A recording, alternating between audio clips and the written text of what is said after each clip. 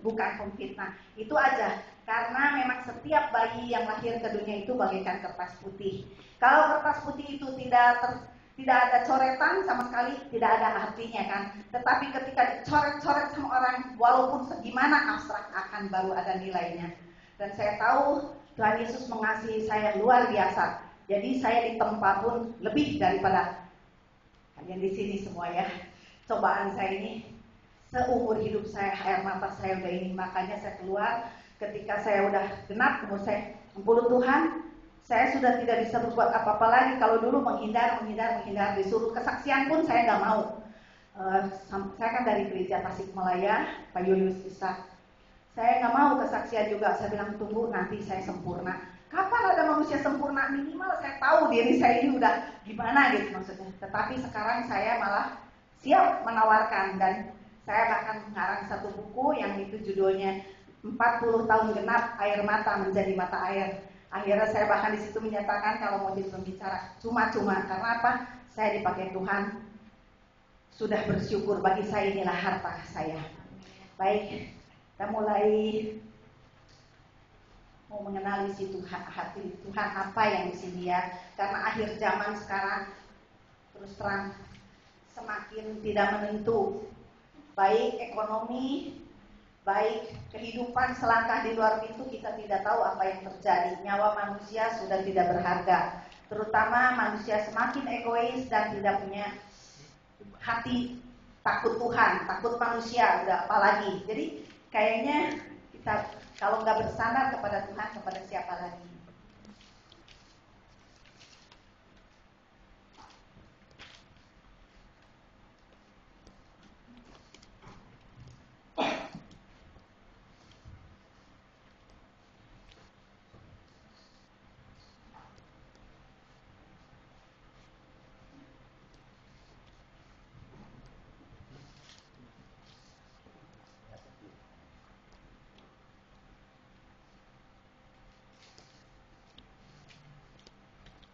Di sini semua tentu yang mengasihi Tuhan ya, saya percaya. Sekarang kalau orang misalkan ditanya, kenal Pak SBY? Semua kan bilang kenal. Tetapi kenalnya kenal sebatas tahu kan bahwa itu presiden kita kan. Demikian pula Yesus kenal, pasti kenal. Dan sekarang langkah selanjutnya lebih dari kenal adalah mengenal. Mengenal yaitu dengan membaca firman-Nya. Karena firman-Nya ini di sini Tuhan Yesus mengatakan janji-janjinya yang menguatkan, penghiburannya, dan di sini juga membuat kita mengerti akan kehendaknya apapun. Ini di sini bagaikan air yang menghidupkan, bagaikan roti, juga bagaikan api yang memurnikan, bagaikan kompas, bagaikan apa, semua komplit di sini.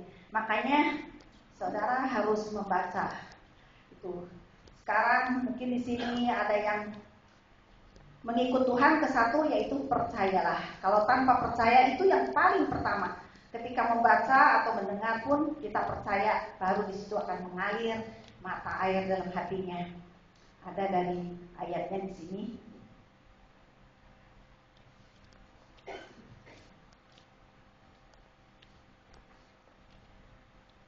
Yohanes 5:24.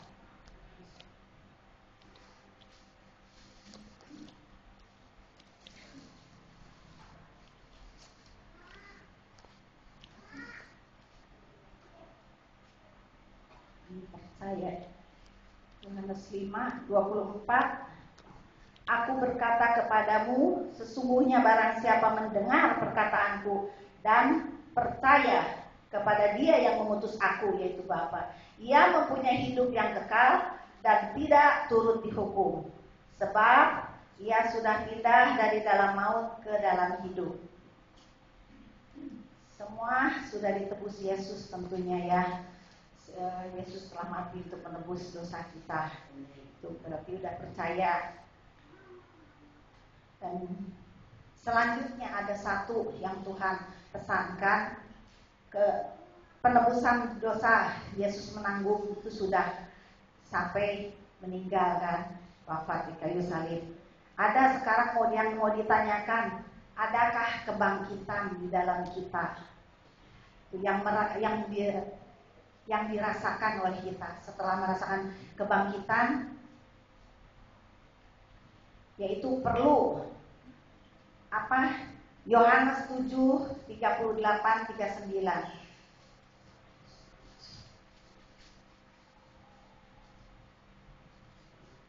Barang siapa percaya kepadaku, seperti yang dikatakan oleh kitab suci, dari dalam hatinya akan mengalir aliran air hidup. Aliran-aliran air hidup.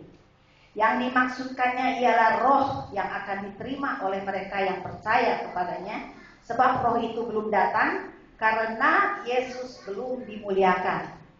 Jadi setelah kalau manusia mati, rohnya keluar dan mata merem. Sekarang bicara kebangkitan, berarti roh yang masuk kepada kita. Tentu syaratnya yang ini yang barusan dikatakan, Yesus dimuliakan, kita akan mendapat roh. Setelah roh kebangkitan, roh kehidupan baru, di situ baru kita hidup baru, hidup dalam roh yang dari Yesus. Setelah baru ada, biasanya kalau orang mati merem kan mata. Demikian pula kalau hidup, mata yang pertama terbuka.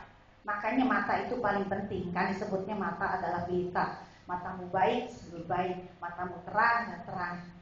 Mata, Tuhan menginginkan kita mata yang baru, mata yang terbuka, mata yang positif, dan mata yang bukan terus pejam mata, yang melambangkan terlena dalam hidup dunia, yang tidak mau merasakan kebangkitan Tuhan.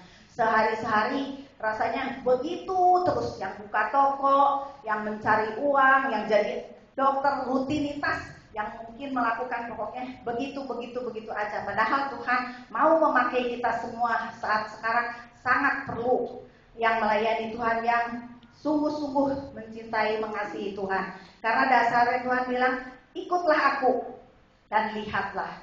Apa di situ ikutlah aku? Tentu Tuhan Yesusnya di depan kalau mengikut Tuhan kan, ikut aku. Tapi Tuhan nyatakan, saya suruh sampaikan, banyaknya Tuhan Yesusnya di belakang.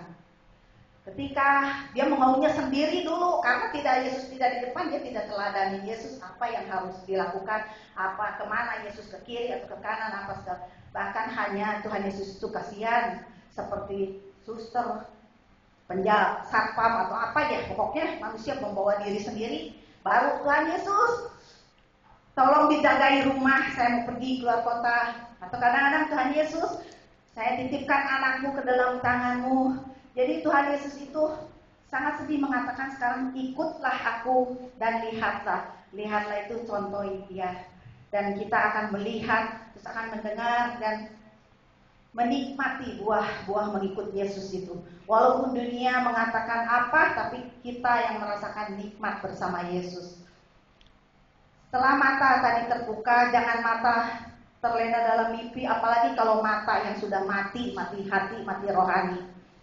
Ketiga, lepaskan kain kafan. Yesus matikan. Lepaskan kain kafan yang menakutkan. Siapa sih yang mau orang matikan? Enggak mau. Itu kain kafan yang menakutkan. Kadang-kadang perbuatan kita, kelakuan kita mungkin menakutkan orang, atau ya segala ikatan yang masih terikat harus dibukakan dengan tanggalkan kain kafanmu itu. Dan keempat, melangkah keluar dari gua gelap. Itu langkah keempat. Dan menerobos keluar dari batu itu, jadilah terang saksi-saksi Yesus.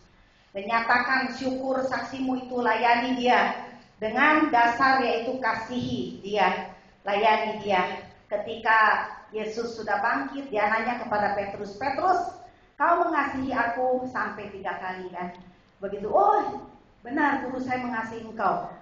Gembalakan domba-dombaku. Itu maksudnya yang disuruh, gembalakan domba-dombaku 3 kali. Jadi kasih dasar Yesus. Dan kedua, kasih dasar Yesus berarti vertikal ya.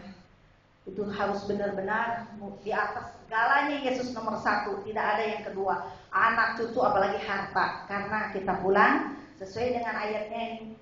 Kita datang tidak membawa apa-apa dan pulang tidak membawa apa-apa. Itu harus nyata dengan perbuatan tentu. Kalau enggak kan kadang-kadang orang Kristen jangankan Mungkin satu barang antik pecah bisa marah, atau apa, satu yang berharga bisa marah. Sudah menerobos layani Tuhan dengan kasih. Yohanes 15:12.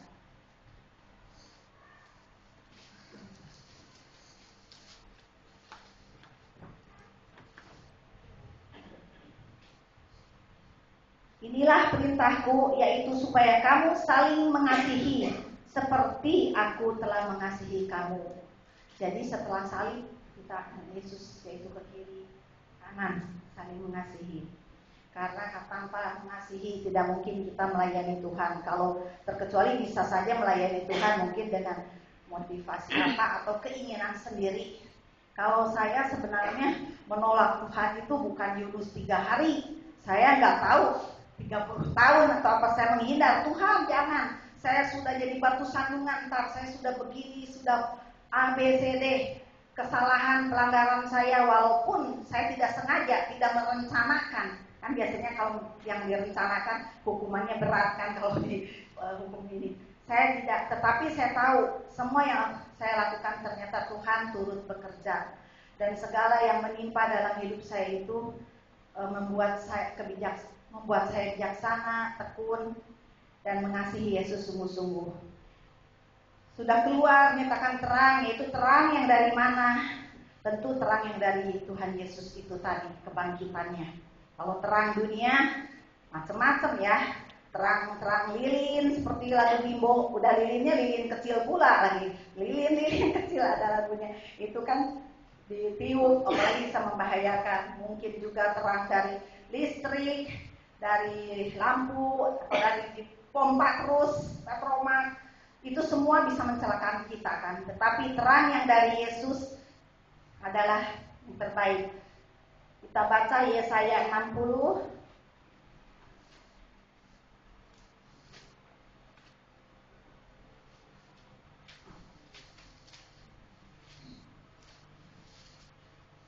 Ayatnya 19 dan 20 ini saya dapatkan ketika saya berdoa. Setiap hari saya kadang-kadang ada sedikit rasa, Tuhan, kok saya udah bertahun-tahun membaca firman, tekun, saat teduh, berdoa, kayaknya kapan kau seperti fajar pagi. Tapi percaya tidak ada yang terlambat, tapi waktu Tuhan yang tepat. 16 Yesaya 60 ayat 19-20. Bagimu matahari tidak lagi menjadi penerang pada siang hari, dan cahaya bulan tidak lagi memberi terang pada malam hari, tetapi Tuhan akan menjadi penerang abadi bagimu. Jadi penerang dan abadi, tidak mati, tidak gelap lagi. Bagimu akan ada matahari yang tidak pernah terbenam, dan bulan yang tidak pernah surut, sebab Tuhan akan menjadi penerang abadi bagimu. Tuh nyatakan terang dan layani Tuhan. Kalau saya pikir-pikir firman Tuhan semua ini ya, betapa dahsyatnya ya. Tuhan mengatakan hendaknya kau seperti anak kecil. Kenapa saya pikir ya, anak kecil karena polos, lugu, dan anak kecil tidak pernah memikir besok mau dikasih makan, atau besok suruh pakai baju apa, mau dibawa kemana sama bapak orang tuanya, percaya full. Jadi Tuhan pun menginginkan kita percaya full. Sekarang Tuhan mengatakan, kau kujagai seperti biji mata. Kenapa mengatakan mata? Karena tadi yang saya katakan, mata adalah pelita yang pertama, yang mentransfer. Kalau mata, mungkin paling kita mikir-mikir sendiri, tapi kalau mata kita melihat, begitu tak melihat, langsung ketransfer ke pikiran. Oh, gini, bagaimana, dan selanjutnya ke hati, perasaan, gimana. Tuhan ada mengatakan lagi firman-Nya, hendaklah kamu menjadi kepala, bukan ekor. Karena apa? Kepala yang sulung adalah Yesus. Ya, Kolose 1:8 ayat yang ke-18.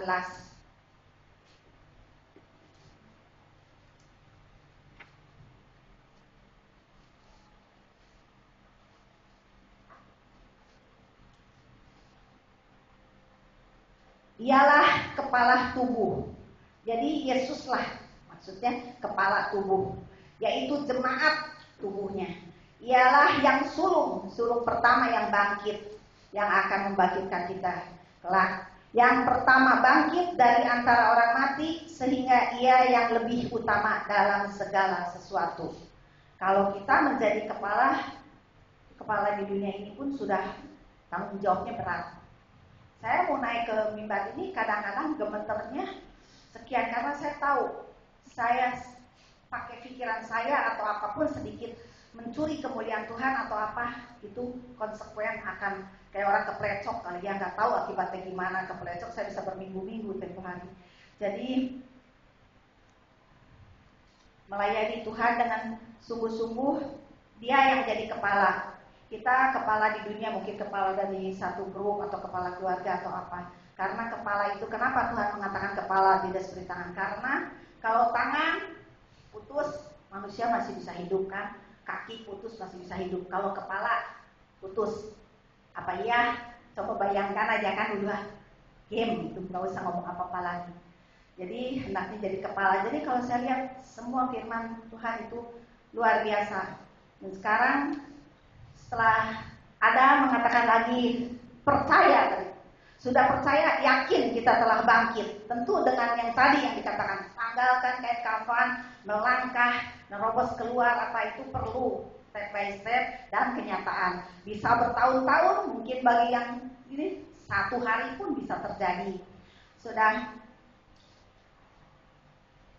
Tetapi kembali lagi, mengasihi sesama sudah. Sekarang tinggal manusia semua. Disebut sini, carilah kerajaan sorga dan kebenarannya, dan hidup segala kelimpahan akan ditambahkan dengan itu. Itu pun sungguh luar biasa benar. Sekarang manusia semua, dari yang jadi guru mencari uang, apa tujuannya kan uang kan, uang. Dan padahal sudah dinyatakan kalau kita cinta uang adalah bisa menjadikan awal kejahatan kita yang tidak sadar, menghalalkan, menipu orang, memeras orang atau apapun bisa gitu. Padahal Tuhan itu yang firman-Nya mengatakan, carilah dulu kerajaan surga dan kebenarannya. Jadi kita harus hidup benar. Itu niscaya akan apa? Dan di sini juga dikatakan, cukuplah ibadahmu itu 1 Timotius 6, 6 dan 7.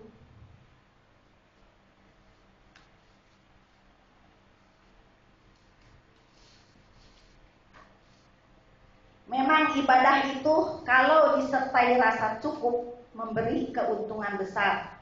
Sebab kita tidak membawa sesuatu pun, suatu apa ke dalam dunia, dan kita pun tak dapat membawa apa-apa keluar. Nah, tadi kalau kita mengerti, saya merasakannya dulu, saya lagi masih ambisi, semangat cari uang, kayaknya pengen ini, pengen itu, tetapi belum waktunya, tidak pegang apa-apa.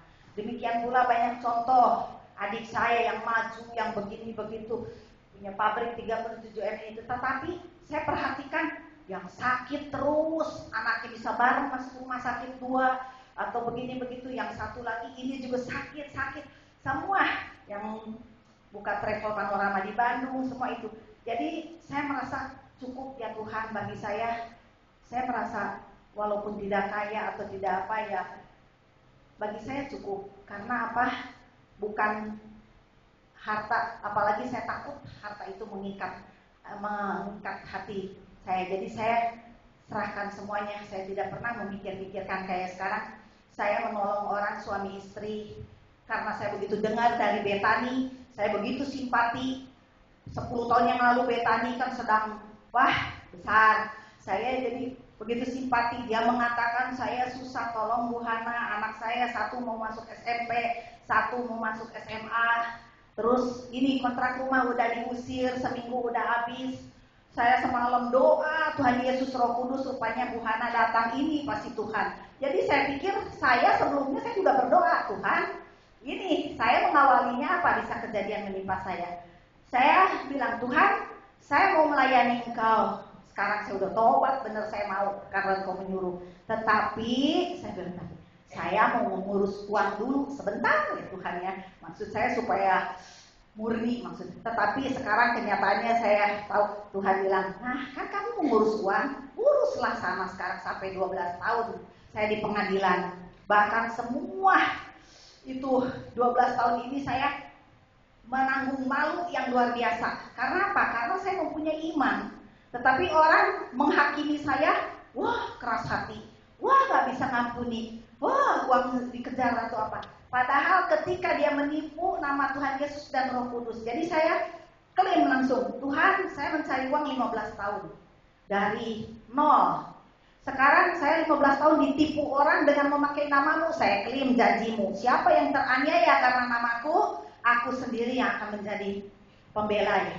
Dan ketika saya berdoa begitu, Tuhan dia kasih firman-Nya, Ratapan 3, 35, 36. Saya sampai hafal. Di situ dinyatakan, apabila hakmu dibelokkan orang, kan hak saya kan dibelokkan orang, dan keadilanmu lebih baik saya baca aja ya. Ratapan 3, 35, 36.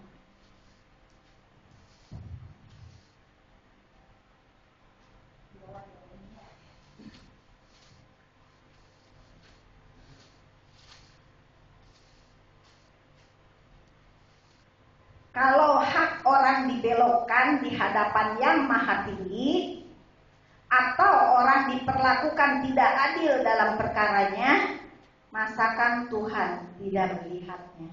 Dan saya percaya Tuhan bukan melihat menertawakan atau diam, pangku tangan, saya percaya itu. Jadi saya terus dengan pegang firman ini dipermainkan pengacara. Saya kan belum pernah urusan polisi, urusan apa, ini pun aneh tapi nyata. Yang lapor ke polisi adalah dia sendiri yang menipu saya. Jadi akhirnya saya dipanggil polisi gemeteran. Ketika panggilan pertama saya nggak ada Bu Hana, padahal saya kedua kali nggak ada. Ketiga kali Pak Hari polisi bilang, saya feeling kamu Hana itu.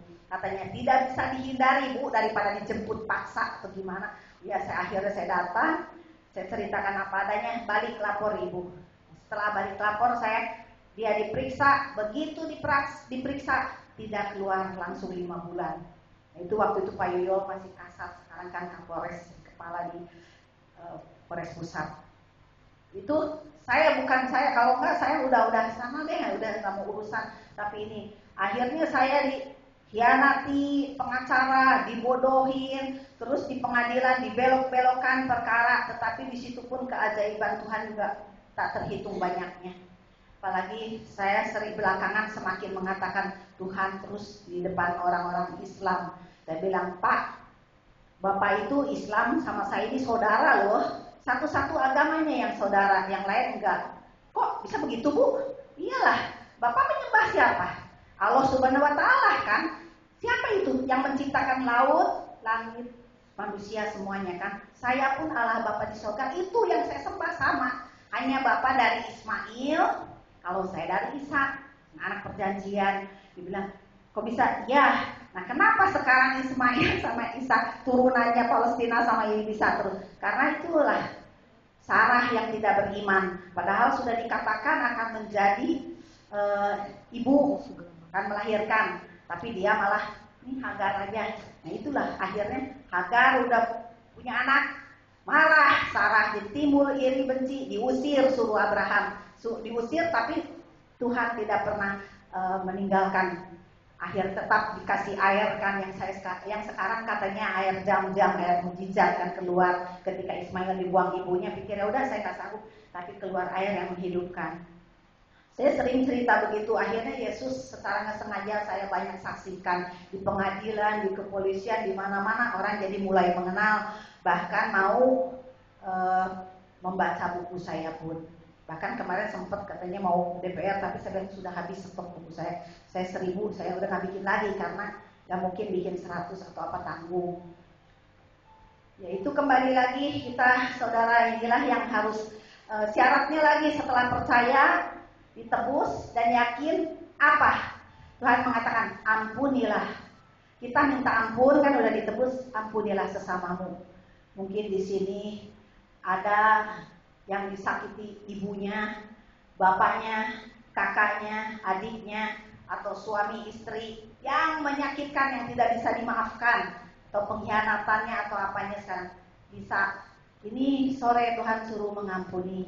Karena apa? Kembali lagi itu yang harus sadar bahwa apapun yang terjadi dalam hidup ini seizin Tuhan. Jadi kalau suamimu berbicara apa, nyakiti atau apapun yang ternyata Tuhan juga yang menaruh, puji syukur. Yaitu kembali lagi, untung yang penting kita tidak di posisi kanan, istilahnya, tidak posisi kiri. Nah itu, dengan itu kita baru bisa ngampuni. Kalau nggak mikir begitu, rasanya nggak mungkin. Saya ngampuni orang bukan 7 kali 70 kali, sebanyak. Bahkan yang jahatin saya itu ya belasan tahun semua. Satu orang belasan tahun, yang satu ini 40 tahun yang saya sampai begitu sama dia. Karena saya punya anak dari dia Yang 9 tahun itu termasuk petualangan saya. Saya udah merasa sudah Tuhan, saya udah nggak mau itu. Kemarin sebelum saya melangkah ke sini, tiba-tiba saya lihat TV channel Pak Timotius Arifin. Dia mengatakan, saudara-saudara, apabila saudara adalah petualang, nggak tahu petualang cinta, petualang apa di televisi, itu yang Tuhan mau pakai. Jangan kamu merasa aku ini kok kaget juga begitu. Lihat, dan anak-anak perempuan Sunda, misalkan Yefta, terus Gideon, berapa orang di sini, termasuk Boas juga kan yang mengawini Ruth, itu adalah dari perempuan Rahab kan, yang seorang menyimpan hambanya Tuhan yang dididik itu.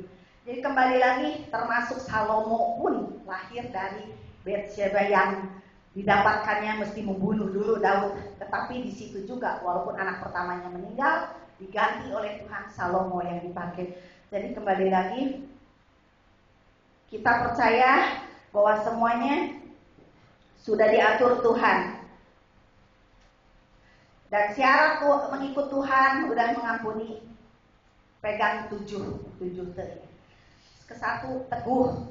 Mazmur 119 ayatnya 133.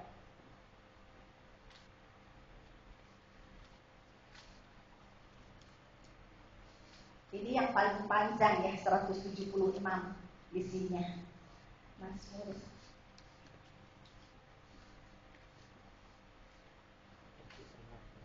Sudah ketemu ya? 133. Teguhkanlah langkahku oleh janjimu. Itu teguh, yaitu karena kita punya yang menjanjikan kita, bukan yang kita sadar itu adalah pokok anggur, dan utusan dari Allah itu adalah janji-janjinya tidak pernah dusta. Dan janganlah segala kejahatan berkuasa atasku. Jadi jangan ada kejahatan sekecil apapun, marah, nyakiti orang, itu pun hal-hal kecil tapi nyakiti orang. Kedua, teguh, yaitu teguh itu jangan sampai, banyak sekarang saya lihat demi pekerjaan dia lepaskan Yesusnya, dia masuk Islam, dia masuk agama lain. Ada satu keponakan saya pun sudah yatim, saya sangat mengasihi dia karena anak kakak saya satu-satunya, dia cuma tunggal. Saya sekolahin setir mobil sampai dapat SIM, tetapi disuruh jadi supir takut kecelakaan. Ya, saya bilang kenapa nggak ngomong, buat apa saya ajarin kamu? Udah. Terus akhirnya sekolah melayani, masuk di Bandung sampai 1,5 tahun di sana. Saya perhatikan dia segala kebutuhannya apa, tetapi akhirnya dia kawin sekarang sama agama Buddha apa Konghucu deh, saya mungkin Buddha kali. Konghucu, kalau Buddha kan Amitabha begitu kan. Konghucu Sancai kan, yang saya sangat kecewa kemarin terakhir nih. Saya pikir rasain loh, saya nggak mau perhatiin kamu sementara.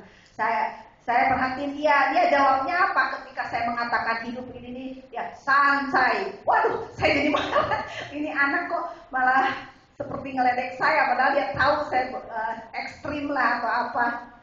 Kembali lagi teguh, pegang teguh, karena apa? Janji Tuhan tidak pernah bohong. Kemarin saya waktu cuci mobil, yang punya tempat cuci mobil ngomong, Bu, saya habis dari Surabaya, saya baru dengar pendeta khotbah, bagus sekali Bu. Apa? Cerita. Itu dia bilang katanya, tahu nggak 5 roti 2 ikan katanya 5.000 orang makan. Apa iya? Coba Anda pikir katanya, itu Tuhan Yesus itu pesulap atau apa? Kan nggak mungkin. Saya tanya lagi, kalau begitu 5.000 orang kayaknya berbentuk kayak sedikit atau gimana? Sedangkan di sini dinyatakan sampai kenyang gitu, dan bersisa banyak. Waduh, saudara, itu nggak benar. Saya protes, itu menghujat Alkitab termasuk. Tuhan Yesus mengatakan sampai bersisa 5.000 orang. Kenapa? Lautan 5 miliar orang kali saya rasa ya, tiap hari makan ikan nggak pernah habiskan. Berarti bukan pesulap. Itu kalau berhadapan dengan saya sebelum di sini saya kadang-kadang diminta sama Bu Desi gitu. Kalau kan ya pendetanya ganti-ganti, Bu Hana, itu tadi pendeta gimana pendapatnya? Saya kan dikasih Tuhan ya minta hikmah gitu, yang saya minta kasih Tuhan ini. Saya suka ngomong gini, oh itu kurangnya begini atau salahnya apa. Saya pun ada kekurangan pasti ya, mengatai orang tahu saya sama bapak-bapak nih pendeta-pendeta saya yang ada kekurangan ya. Iya, saya bilang, tapi akhirnya ibu bilang, udahlah Bu Hana, yang penting kita ambil dagingnya, tulangnya dibuang aja. Saya pikir ya oke, udah. Tadi cerita dari Teguh, hendaknya teguh ya, karena janji Tuhan ya dan amin. Terus tekun, Yosua 23 ayat yang ke-11.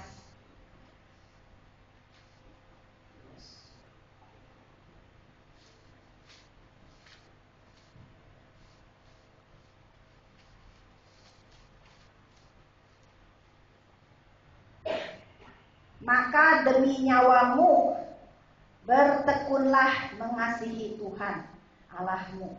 Jadi hanya mengasihi Tuhan, tidak minta apa-apa. Dan Tuhan mengatakan sebenarnya Tuhan itu tidak lebih seperti saya dikasih sirkulasi berputar terus karena saya punya anak, tapi saya dipisahkan oleh perbuatan seseorang. Jadi saya punya anak 3, yang 1 dipisahkan, 2 dipisahkan, 3 hidup saya ini penuh. Kalau kita sekarang putus dengan pacar atau dengan apa, kadang-kadang sakit kan, apalagi darah daging kita sendiri. Hanya saya orangnya tipe mengalah, oke. Nah, terus saya lihat yang terakhir, 26 tahun anak saya dari umur 3, saya selalu pinjem dong. Kalau kita lihat artis tuh digosip, di apa, hak ibu, saya nggak bisa apa-apa karena memang mantan saya ini super. Tapi saya kembali lagi, memang Tuhan mengirimkannya yang super-super untuk meremukkan saya. Terus saya pinjem dong liburan. Liburan ini mau main catur, dia begini-begini, nggak bisa. Tahun depan, nunggu setahun. Tahun ini begini-begini, sampai 26 tahun. Dan sekarang terakhir anak saya tiba-tiba ketika bapak saya meninggal, saya kasih udah nama itu cobaan saya bertubi-tubi. Sebelumnya ibu saya meninggal dulu, ada di Matraman. Tidak dikasih tahu saya, tahu-tahu sudah dibuang ke laut. Itu kan berarti mungkin kalau orang dengar kayaknya biasa, tetapi kalau menimpa sendiri mungkin sakit kan, karena ada di Jakarta kok nggak dikasih tahu. Karena adik saya, ibu saya kan menikah lagi, punya anak 1 laki, dan sampai sekarang belum menikah, umur 50-an. Saya tidak dikasih tahu. Terus bapak saya meninggal, sakit, saya minta-minta ke anak saya, tengok dong, itu kamu ini ada turunan darah daging. Kok kenapa ada turunan darah dengan engkong kamu gitu? Kok kamu tiap lebaran, mantan saya kan menikah dengan orang Jogja, orang pribumi. Tiap lebaran saya bilang kamu blesek-blusuk gitu kan rame itu kendaraan, sampai datang mesti ketemu kakeknya atau kakeknya si itu dari mantan saya, istrinya. Saya bilang, ini kok kamu di Pasir Kaliki deket ke sini nggak pernah nengok. Saya kecewa, sedih. Aduh, rasanya gimana? Tapi saya terus jalani hidup itu, yang ini, yang itu, apa segala macam. Akhirnya ayah saya telah meninggal. Anak saya waktu itu meninggal 29 Juli. Anak saya baru datang. Yang kedua laki-laki datang. Dia datang, dan setelah datang, nggak taunya berapa hari kemudian selang, ternyata anak saya tanggal 7 Juli sudah menikah. Menikah, bukan menikah ini, pakai undangan. Jadi berarti kan penuh rencana kan. Pakai undangan, saya tidak diundang. Sekarang kita kalau saudara deket aja nggak diundang sakit kan, apalagi anak sendiri. Itu saya rasanya seperti apa. Anak saya yang 26 tahun dipisahkan, sekarang kayak udah diambil lagi menikah.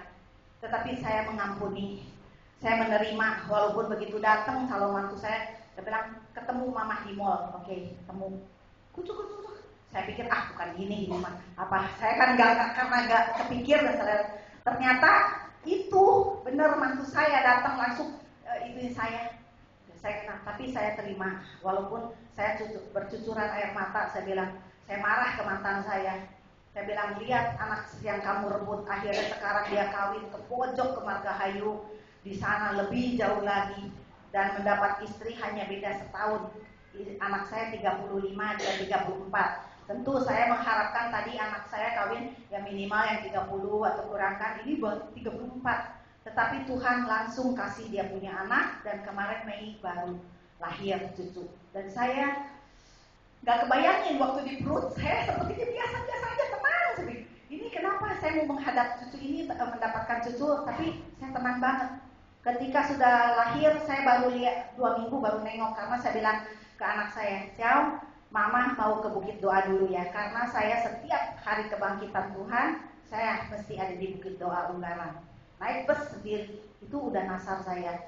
Akhirnya saya cucu nengok baru 2 minggu. Ketika saya menengok, cucu saya digeletakin di atas plastik tanpa kain, tanpa apa, geletakin dengan berat 2 kilo lebih. Terus bajunya keluar, pusernya nut gitu ya. Saya maskul hati saya seperti Yesus. Di situ saya mengasihi dan menangis. Saya melihat cucu saya gitu. Terus saya bilang, kalian gimana? Dia biasa di perut hangat, tiba-tiba kamu geletakan begitu aja. Tahu nggak, anak ini anugerah Tuhan. Saya bilang, kalau kamu mencari kekayaan, mencari apa susah, sia-sia. Tetapi anakmu kalau kau bisa didik, bisa benar, tidak ada limit. Kekayaan berapa kita tidak tahu. Terus akhirnya, oh ya, nggak boleh dibedong sama dokter. Bedong, nurut. Nggak boleh minum air. Saya bilang, itu kan kalau habis minum air ibu kan itu darah. Saya bilang, bolehlah minum apa saya terus ini. Tetapi dalam hati saya ada punya perasaan, mungkin ibunya nanti mikir cerewet banget nih mertua saya atau gimana. Saya karena apa? Saya bilang anugerah. Kalau namanya anugerah itu apa? Di atas kita agungkan anak itu. Saya cuma pesan kepada anak saya, perlakukan halus. Karena kalau dari perut aja anak bisa ada pengaruh, apalagi bayi. Jangan, saya bilang, Mei, mantu saya namanya Melani, Mei, kalau satu hari, karena anak saya 5 hari baru pulang, tidur di pabrik, di mes. Kalau ada kesel, ada apa, jangan sekali-kali ya membanting bayi atau berlaku kasar. Sedikit pun jangan, itu akan ada. Kita mungkin nggak tahu, tapi pasti ada. Akhirnya, oh iya. Kalau orang Islam kan bilangnya apa lagi? Titipan. Kalau namanya titipan harus dijaga. Kita nitip apa ke orang kan harus dijaga. Itu pun kamu harus menyadari. Saya juga baru mulai cerita. Saya kalau dulu kan difitnah, ayahnya gini. Saya nggak pernah ngejelekin bapakmu karena itu kalau terjadi konflik di rumah yang korban kalian. Saya nanggung sendiri. Saya difitnah apa? Karena kamu sekarang sudah menikah. Saya menjelaskan perceraian dulu karena apa. Dan sekarang akhirnya setiap hari saya bisa ngobrol dengan anak saya. Anak yang hilang itu seperti kembali dan bahkan membawa satu Sevanya namanya. Saya kan tadinya mau memberikan nama, mama yang pilihkannya nanti nama. Dia pilih sendiri Sevanya. Saya udah tanya Tuhan, saya langsung baca Sevanya. Walaupun baca berapa kali saya lupa. Oh ternyata utusan Tuhan juga Sevanya. Puji Tuhan saya bilang. Karena memang aneh juga itu anak baru, belum bisa melihat, belum apa. 2 minggu saya ais, dia angkat tangan. Itu anaknya ganteng, hidungnya mancung putih. Dia tidur lelap banget. Hari pertama saya nggak sempat emang karena anaknya gini itu saya juga. Kedua saya tidur lelap. Hari ketiga saya mau pulang ke Jakarta. Saya tanya, mau pulang ya, mau pulang dulu, Ma. Padahal itu anak baru 2 minggu, belum bisa melihat dan apa, tapi benar-benar telinganya mendengar, langsung dia nangis gitu. Padahal saya cerita, itu anak tadi sekiranya saya, oh ini lagi nangis sama pengasuhnya nih. Kalau dulu kan orang tua suka bilang di sekelilingnya ada pengasuhnya, ada apa. Saya pun berpikiran begitu.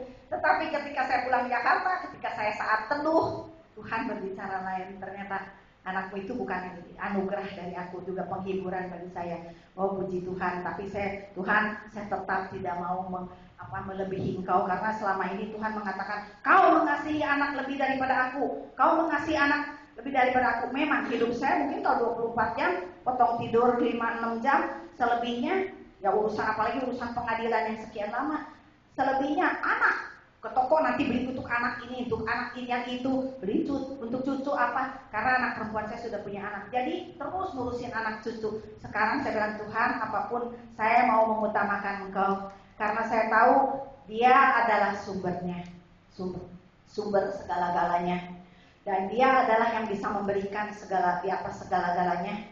Dan bagi saya persembahkan segala-galanya untuk nama-Mu itu. Terus tadi udah tekun Kolose 1:23 ya.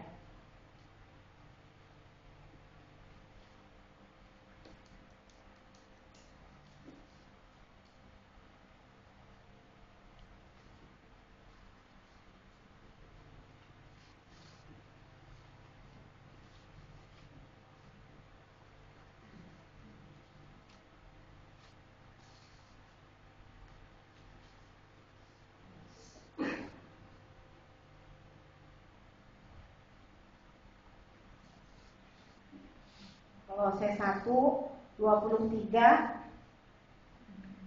sebab itu kamu harus bertekun dalam iman, tetap teguh dan tidak bergoncang. Teguh, tekun berkaitan ya. Tekun itu carilah Tuhan setiap pagi, bacalah firman-Nya, berdoa, itu tekun. Karena kita pun kalau anak begitu kita lebih sayang dan lebih dekat. Jangan sehari mau tanya atau enggak atau gimana, harus tekun. Ketiga, tegas. Tegas, 2 Tawari 19.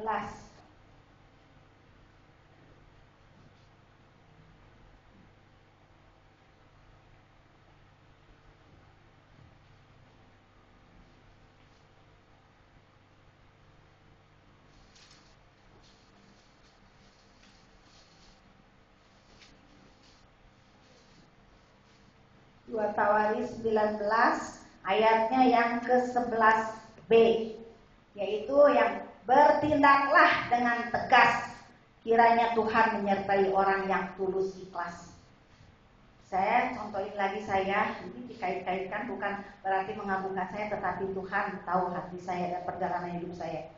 Saya walaupun suami saya mencukupi saya dalam uang atau apa misalkan, tapi saya tetap tegas. Ketika dia yang pertama judi sampai semua habis, dan saya pun sendiri dimasukkan waktu zaman tahun 70-an itu jadi hostess sampai saya lari kabur pulang ke Ibu Tiri.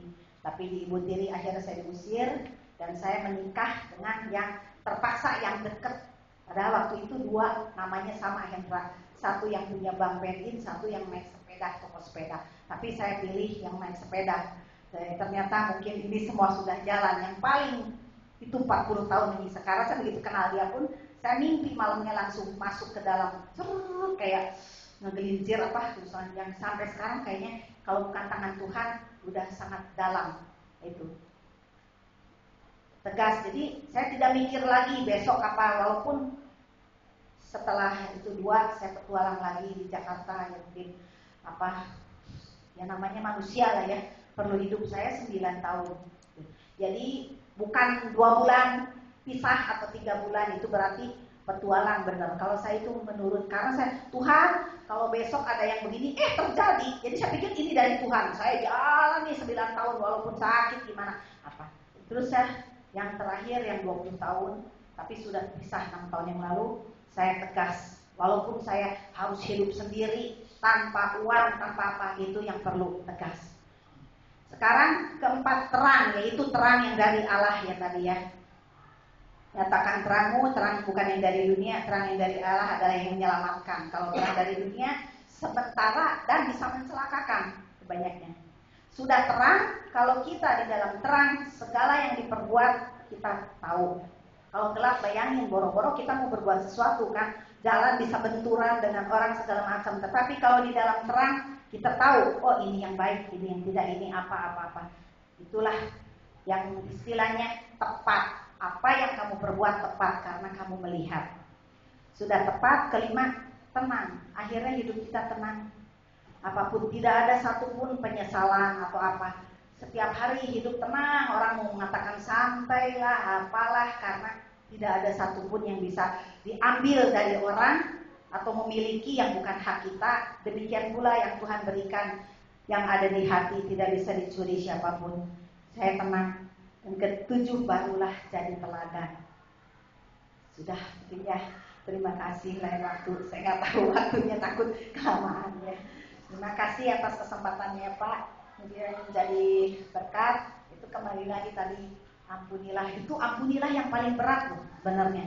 Kalau ngomong kasihilah nggak ada risikonya. Tetapi kalau ngampuni itu berarti ada sesuatu yang harus kita perbuat. Di situ yang paling sangat berat, mengampuni. Kadang-kadang udah ngampuni, teringat lagi. Atau orang yang mengatakan ini itu jadi lupa, melupakan, mengampuni dan melupakan, karena itu yang Tuhan inginkan. Kalau kita diampuni, kita harus mengampuni. Akhirnya sekian jadi berkat bagi semuanya. Jadi jangan ada kepahitan lagi, jangan ada kecewa ya. Kalau siapapun menyakiti di hati, ampuni. Karena itu Tuhan punya rencana dalam hidup saudara masing-masing, supaya saudara berbalik sobat, karena itulah yang Tuhan inginkan. Diperingati, saya juga ibaratnya gini, saya selama ini kalau meluk begini, Tuhan seolah milik saya, padahal Tuhan bilang putar, bagikan kepada orang. Oh begitu. Sama jam pun, saya paling senang ngasih orang jam karena apa? Mengingatkan orang jam, waktu gitu, hidup kita ini. Nah sekarang sebaliknya, jam kalau kita lihat kayak gini benar, tapi ketika dibalikkan apa? Demikian pula hidup kita harus berputar arah. Yang mungkin selama ini merasa benar ternyata salah.